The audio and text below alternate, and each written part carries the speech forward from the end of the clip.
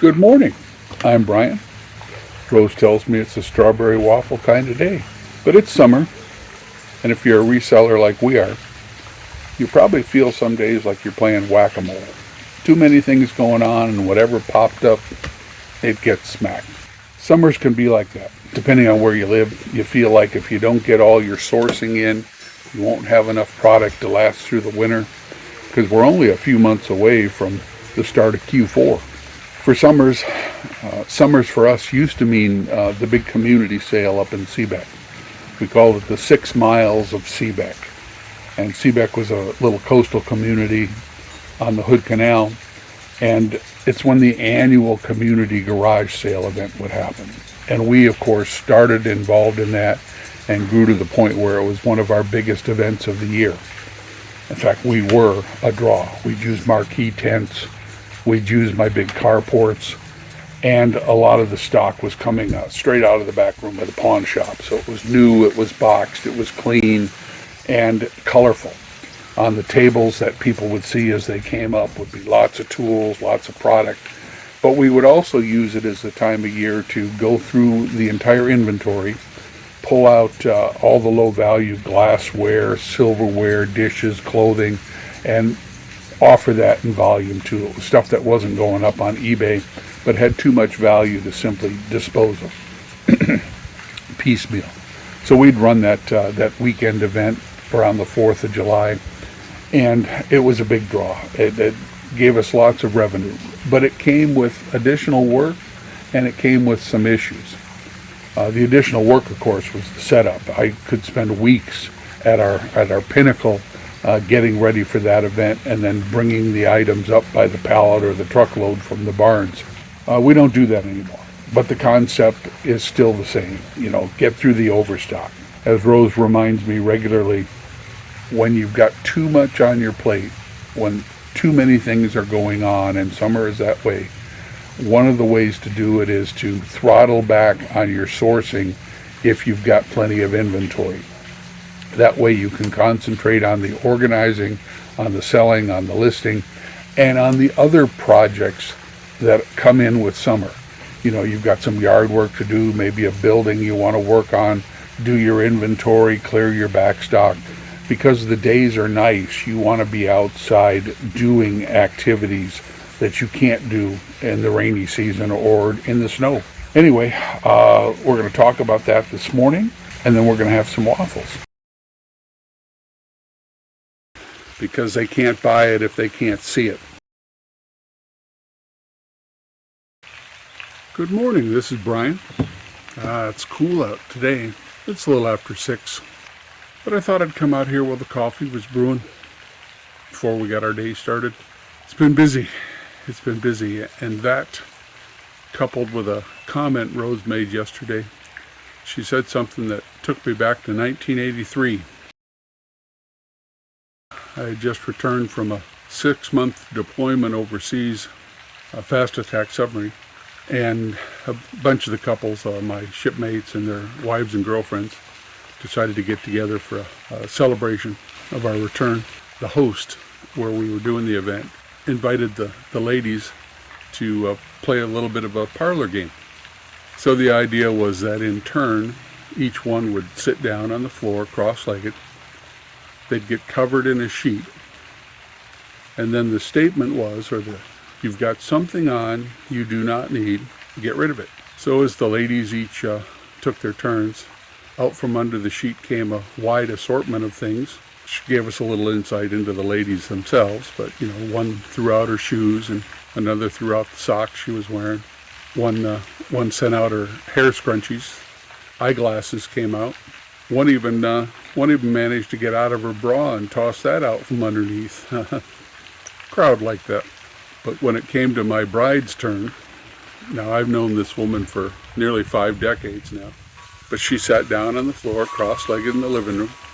They covered her with a sheet, and she thought for a minute, and the next thing you know, out comes a hand, and she drops her wedding ring.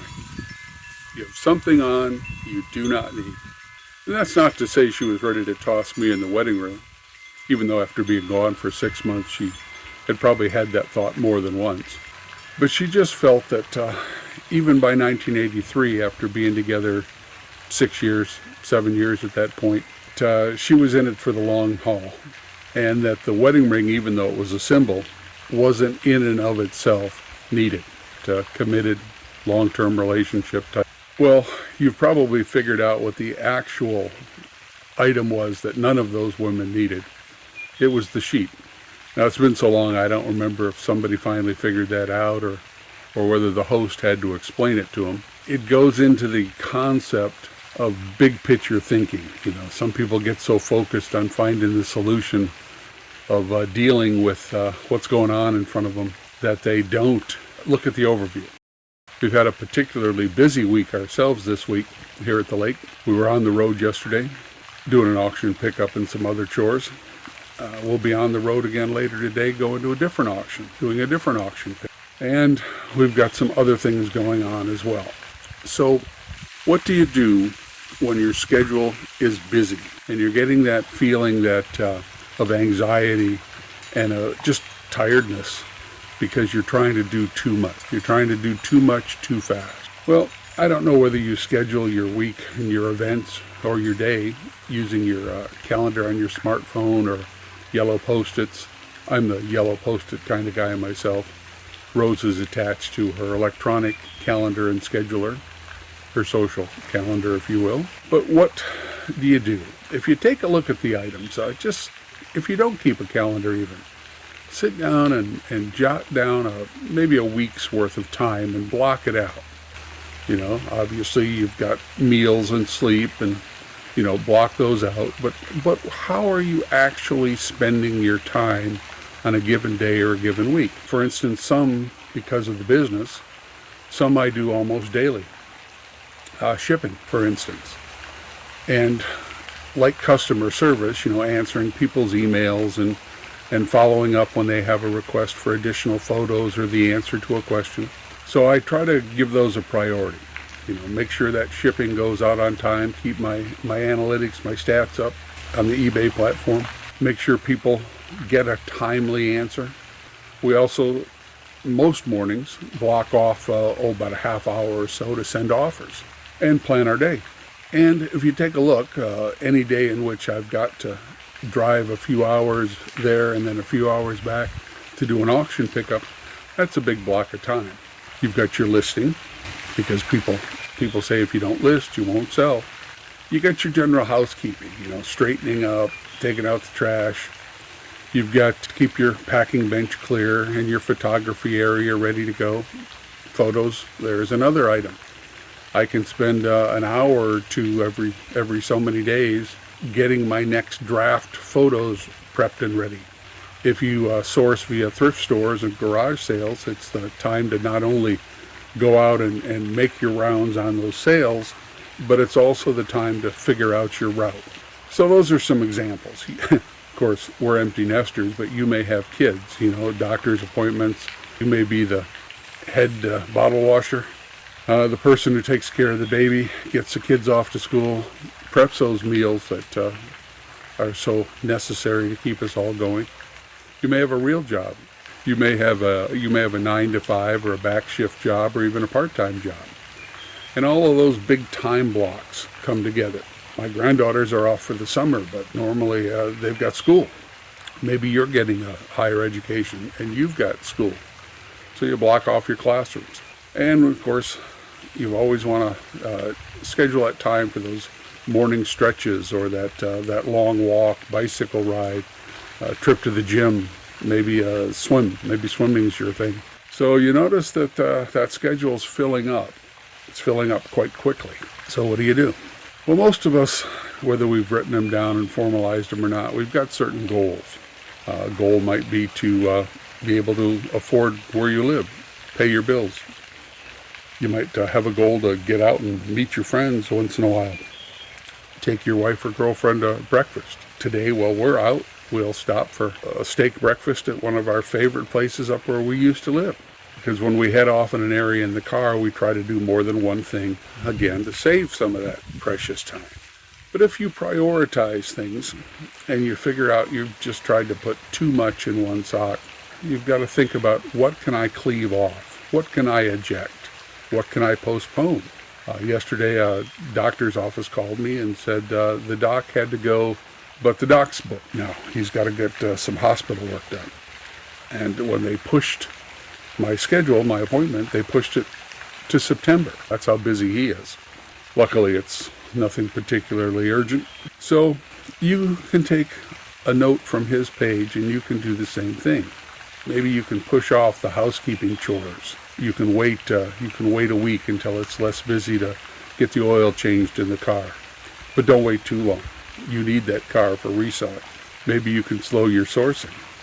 If you've got a big back pile, sometimes Rose just can't help but remind me that I could keep selling for years after I stopped sourcing with all the little bins and totes and boxes I've got in my profit pile, lined up in the queue waiting.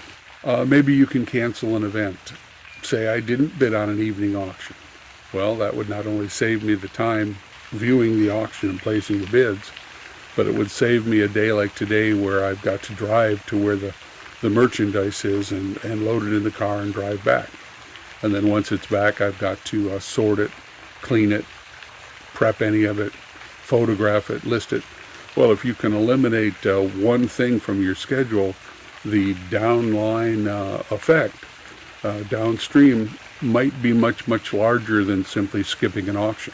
I know there's that fear of missing out, that FOMO, but as I tell my son-in-law, there'll always be another auction. Most of what we source and we buy is routine. For that matter, once you've been doing it for a couple of decades or even maybe a few years, eBay is routine. In fact, it's one of the reasons I decided it was time to start this channel.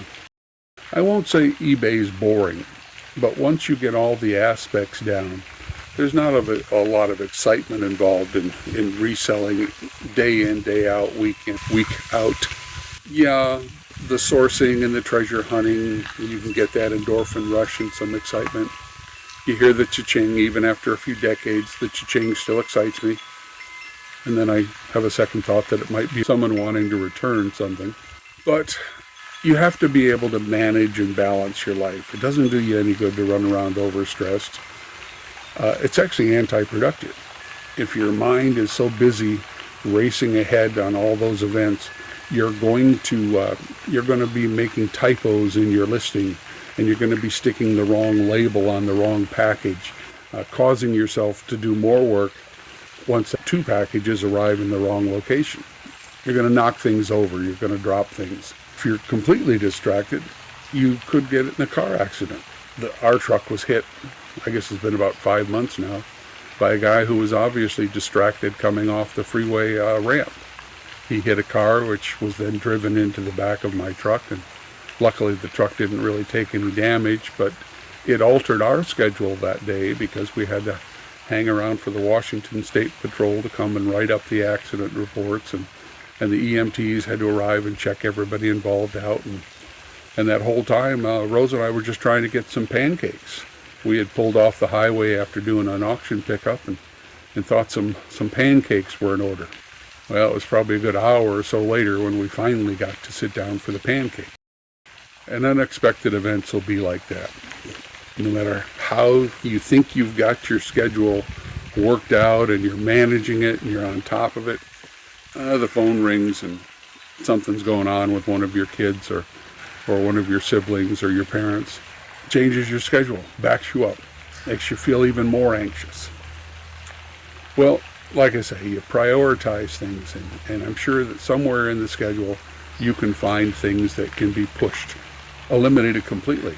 How many things are you doing in a given week that are not helping you to achieve your goals? And I'm not talking about watching YouTube videos, though when I'm busy, those are some of the things I cut out. I wait until I have the time to catch the latest episode of something I enjoy watching. So you might have to eliminate some of your leisure. It happens when your boss tells you he needs you to stay and work overtime. There goes that dinner date you had planned.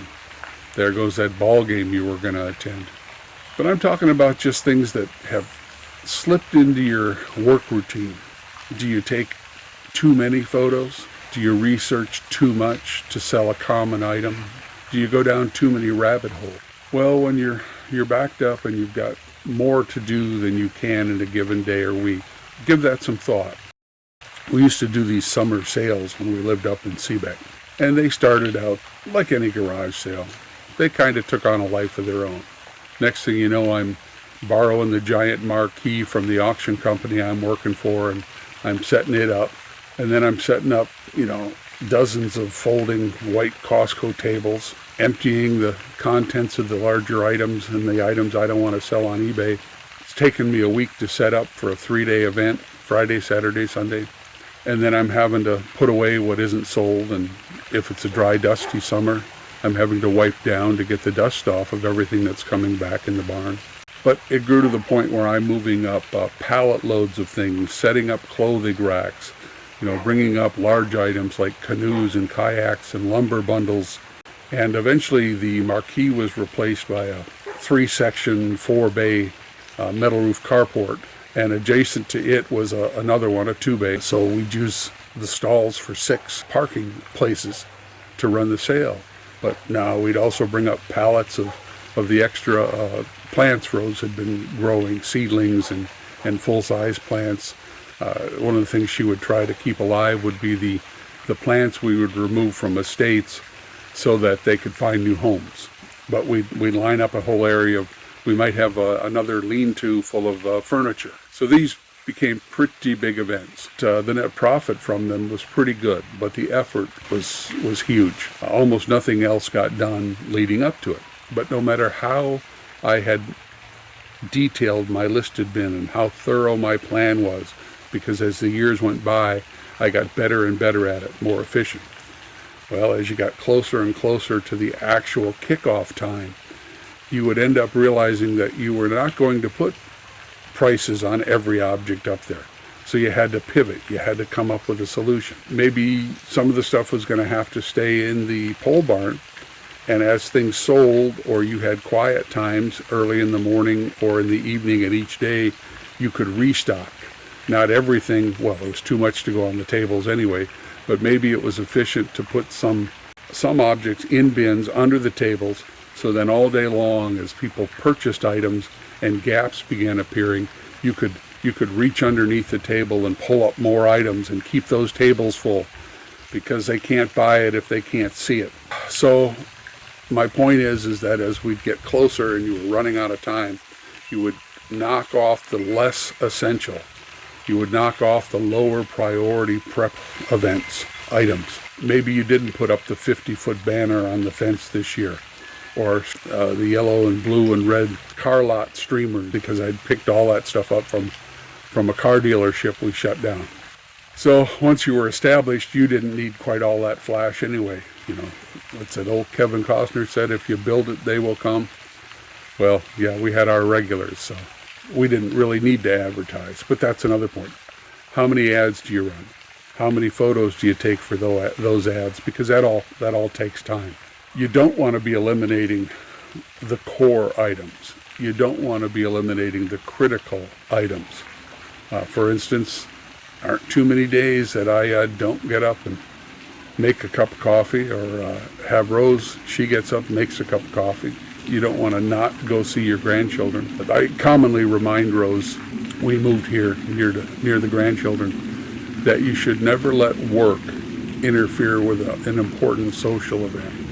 If your kids want to go with you somewhere, or they want to invite you to a party, if your grandkids want you to come watch them swim while they're on the swim team in school, push the work.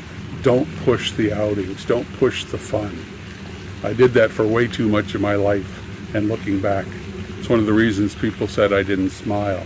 It was serious business, I thought. Well, family and friends and taking care of yourself could also be serious business. Speaking of which, I think it's time to go in and get a cup of coffee. Okay, whatever you're up to, try to enjoy it. I'm going to try to enjoy my day. It's supposed to be about 15 degrees cooler than it has been. And that is also a good thing, because I can be more productive at 65 and overcast than I can at 85 and sunny.